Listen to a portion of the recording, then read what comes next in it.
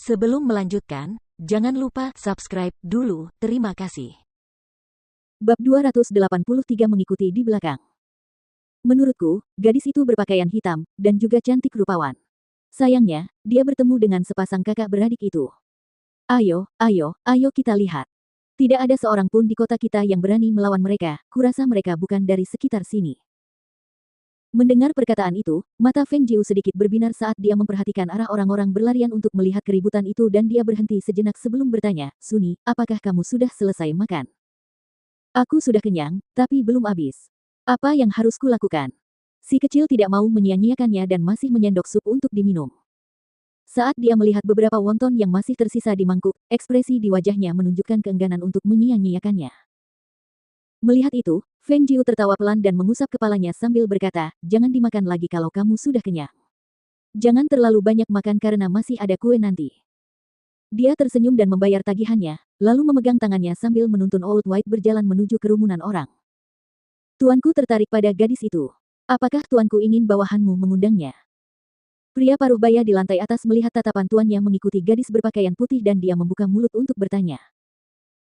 Mendengar perkataan itu, laki-laki yang berdiri dengan kedua tangan di belakang punggungnya itu pun menoleh ke arah laki-laki setengah baya itu dan berkata, apakah kau benar-benar berpikir bahwa kau akan mampu membuatnya? Mendengar itu, lelaki paruh baya itu terkejut dan bertanya dengan tidak mengerti, apa maksud tuanku? Mengapa dia tidak bisa mengajak wanita muda itu datang? Terlebih lagi, dengan identitas tuannya, ingin mengajak wanita itu datang ke sini akan terlalu mudah baginya. Lelaki itu tidak berkata apa-apa, tetapi hanya melihat sosok putih berjalan ke arah kerumunan dan dia berbalik untuk menuruni tangga, bermaksud mengikuti di belakang untuk melihat-lihat. Ketika lelaki setengah baya itu melihat hal itu, ia pun bergegas mengikutinya dari belakang. Di ruang terbuka yang dikelilingi kerumunan orang, seorang pria yang agak kurus terjepit di bawah seorang wanita gemuk dan dia tidak dapat bangun. Karena berat badan wanita gemuk itu menghancurkannya, wajahnya memerah, membuatnya kesulitan bernapas. Menjauh dariku. Pria itu mencoba mendorong wanita gemuk itu agar bangun tetapi dia tidak mampu menggerakkannya sama sekali. Aduh, kakak, pinggulku sakit. Dia menendang dadaku dan itu sakit. Sakit sekali sampai aku tidak bisa berdiri. Wanita gemuk itu tergeletak telentang dengan wajah menghadap ke langit. Dengan kakak laki-lakinya sebagai kasur manusia di bawahnya, dia tidak merasakan sakit yang berarti saat dia jatuh. Namun, karena dadanya ditendang, dia terengah-engah begitu keras sehingga dia bahkan tidak punya kekuatan untuk berdiri.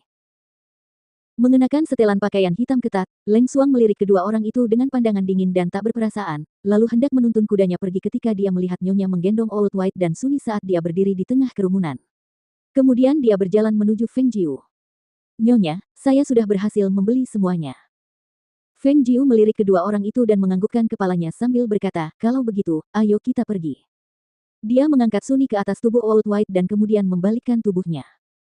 Sambil menepuk perut Old White dengan ringan dan berteriak pelan, dia melangkah maju. Dengan ketukan ujung kakinya, Leng Xuang membalikkan tubuhnya ke atas kudanya juga dan mengikuti di belakang Feng Jiu untuk pergi.